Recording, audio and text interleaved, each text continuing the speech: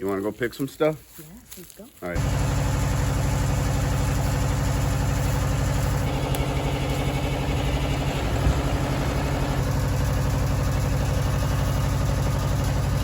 Look at all the stuff I got. Oh, that's nice. What are these called? Loquat. Loquat, right? What's your favorite thing about being a fruit farmer? Eating avocados. I go crazy. Yeah. Every day I have like a new recipe. Avocados for breakfast, avocados for lunch, avocados for dinner, and I don't get bored. That's true. Look, we're going into our garden now. Go ahead. You can go first. What you got, Noe? Oh, look at all the pineapples. Wow. You gotta see this tomato. Hang on a second. All right, what you got for me, darling? You have to see this. The tomatoes. Look at this. Can I pick it? Yeah, pick it. Show us. How many are ripe? Is there just the one? You know what? I think there's one in the bottom. Oh, look at how beautiful this is. Yeah, that's nice. Oh my God. I can't wait to eat it in a salad. Yeah. Okay, there's one here. You know what?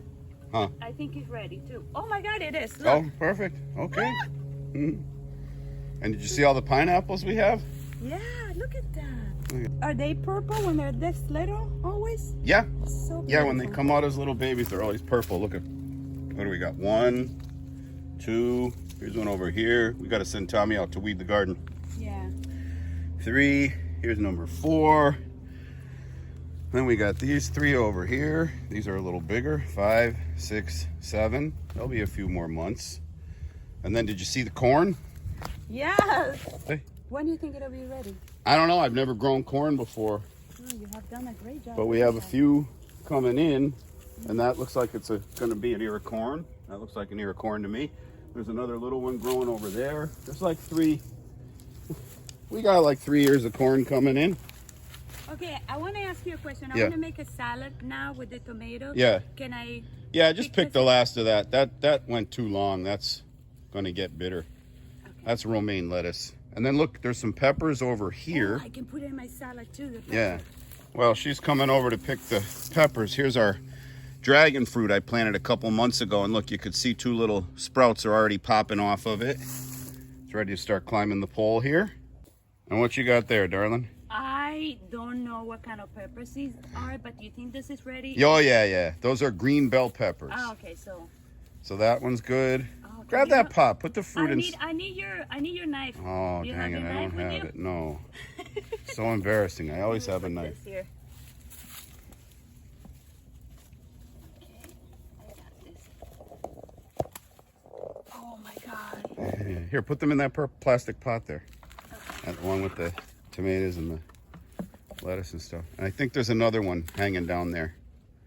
Yeah, there's another pepper down there you can get. Okay. Oh wow, yes. I didn't see it. Just pull it off. It don't hurt nothing. And it looks like there's a few more still growing. Oh, it smells so nice. Want to put a little mint in the salad? Yeah. Let's pick some mint.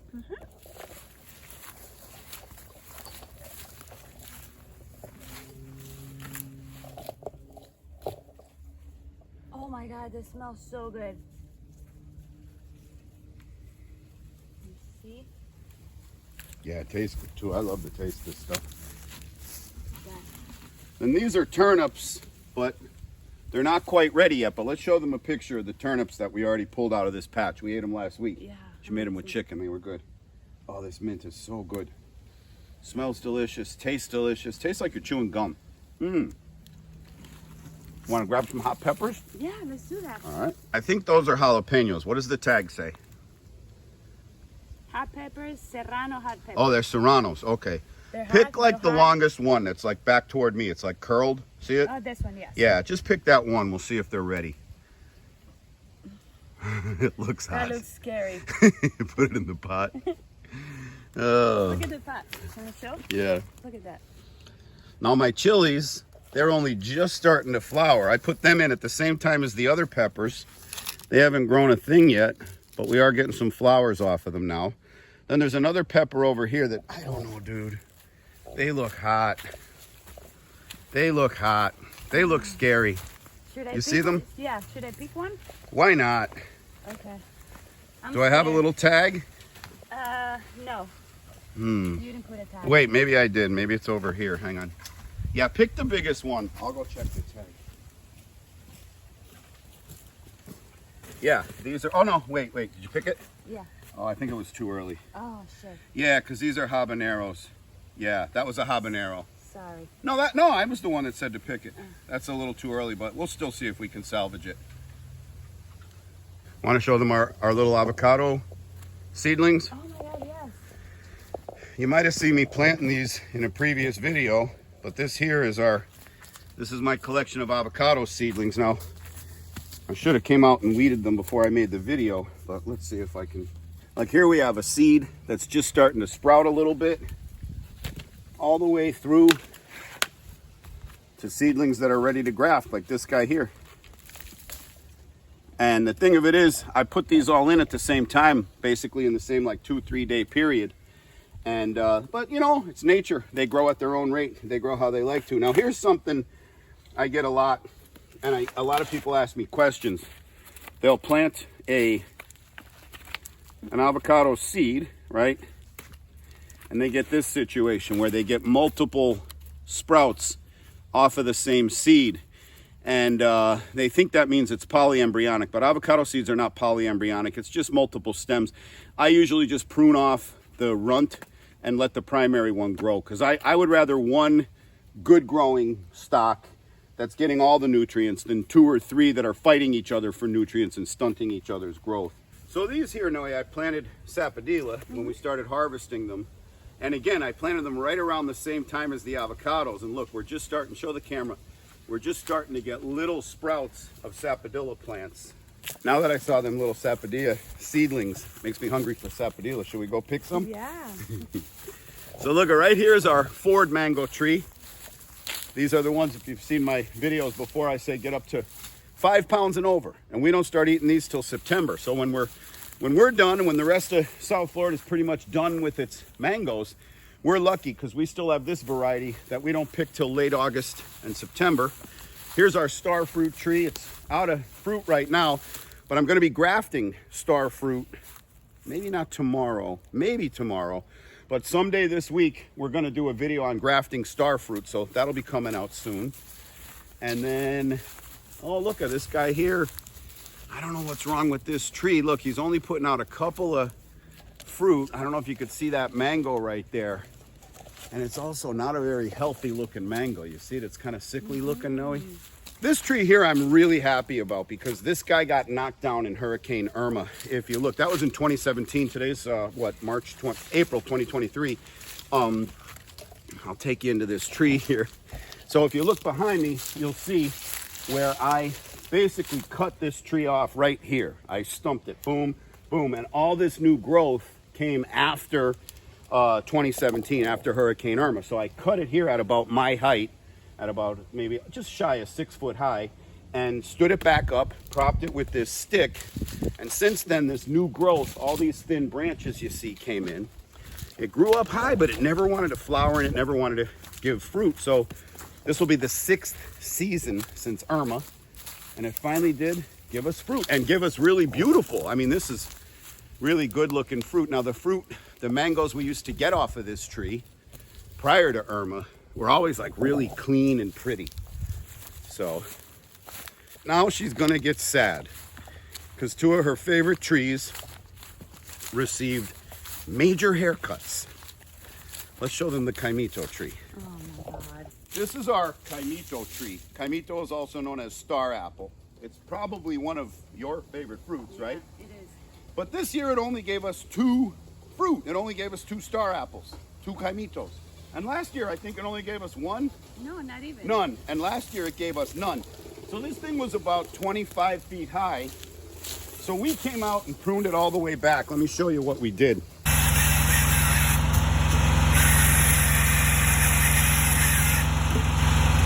You're about what, 5'8", so that's a good like maybe 9 feet high. And then I just left this one branch. I always like to leave a branch or 2 with some leaves on it. So I left that so that the tree can continue with photosynthesis. And we're hoping, right, Noe? Yeah. That when this tree grows back, not only will it start to produce a little better, but like the branches will all like kind of droop down. See how these branches kind of droop? If we can get branches to start growing here, they'll droop down and our fruit won't be 25 feet off the ground. It'll be growing, you know, where we could pick it by hand. Now let's take a look at your jujube tree. One of the things a lot of you guys deal with is just like that Caimito tree. Sometimes you gotta prune them, you gotta chop them, you gotta cut them. Especially a jujube, because a jujube will just grow uncontrolled and grow all over the place. And again, we didn't get a good yield from the jujube this year either. Sometimes I've cut this guy back down to like here, down to like nothing. And it grows back really well.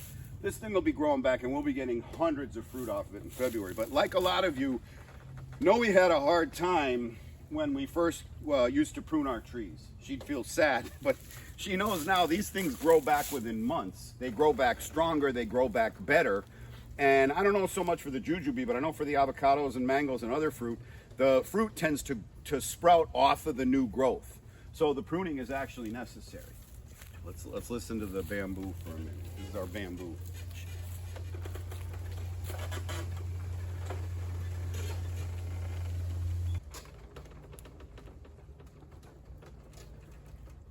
It almost sounds like an old wooden ship that's like rocking on the sea, creaking and crackling. Look above you. Oh my God, they're huge. Look at those beautiful mangoes. Oh my God, Noah, you see them? They're amazing. Something that's important, I think mango growers should know, especially like first timers or inexperienced people. Your mango tree is gonna drop fruit, right, Noe? Yeah. Show them the fruit on the ground here.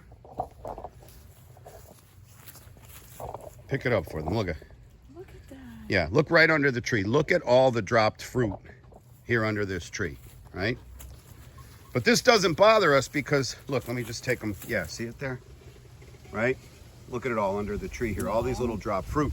But the thing is, the tree knows how much fruit it could hold. And this tree produced so many little pieces of fruit this year. Oh, please. Bitter? It's good? It's disgusting. Oh, why are you eating it? I was curious. This tree produced so many fruit that it's not uncommon for it to drop so much fruit like this. So if your tree in your backyard drops all of its fruit, there might have been a problem. But if you see a lot of fruit dropped early like this, it's just because the tree knows how much it could hold. All right, sweetie, your sapodilla are right up there. Oh my God, he's full of baby avocados. Oh, look at those. Oh. Wow, I got to get a picture of that. Wow, that's cool. Probably 100 or more just on this one little section of the tree. Look at all those beauties. Well, we just saw a honeybee. He was actually landing on, or she, I know you guys will correct me in the comments. She was landing on these flowers, pollinating herself. These are open as male. I don't have my glasses. You got your glasses? No. Anyway, if these are male, she was collecting pollen. If they're female, she was depositing her pollen. Maybe she'll fly by as I'm talking here, but I just showed you that all them little avocados growing up there above me. And just like I told you about the mangoes, this tree, that little section of tree won't grow that many of those mangoes to maturity. They get to 2.5 pounds. So, you get about, I don't know, 200 to 300 pounds of avocado on a whole tree. If all of those were to grow to maturity just off of that one branch alone, we'd have over 200 pounds. And of course the branch would just cave in. So just like the mangoes, the avocados know how much they can handle. And in another couple of weeks, as we come out here, we'll start seeing a lot of dropped avocado fruit. So again, if you grow avocados in your backyard and you see dropped fruit, don't worry about it. It's natural. Now, if it drops all your fruit, that's another story. All right, Noe, look behind you. This is one of our Sapodilla trees. We've got 2 or 3 varieties of Sapodilla, but I don't know which is which. But look, these guys are already starting to flower. See that? See the flowering? Yeah. So that's good. And then we got this guy over here that's still fruiting, which is what you want to pick the fruit Yes. from. All right, let's go do it. Go ahead. Now she's walking by another one of our varieties. And these Sapodilla are delicious. They come in all different shapes and sizes, and they all have kind of their own unique flavor. The ones she's picking, I don't know the name of these, but these have very much a brown sugar flavor and a very gritty kind of texture to them. And so Normally, that's a good one to pick, yeah. Normally we let them ripen on the tree and just kind of eat them, but we notice like the squirrels and critters are eating them. And I'm gonna show you a trick, Noe. Look, instead of picking the fruit clean off, if you do this,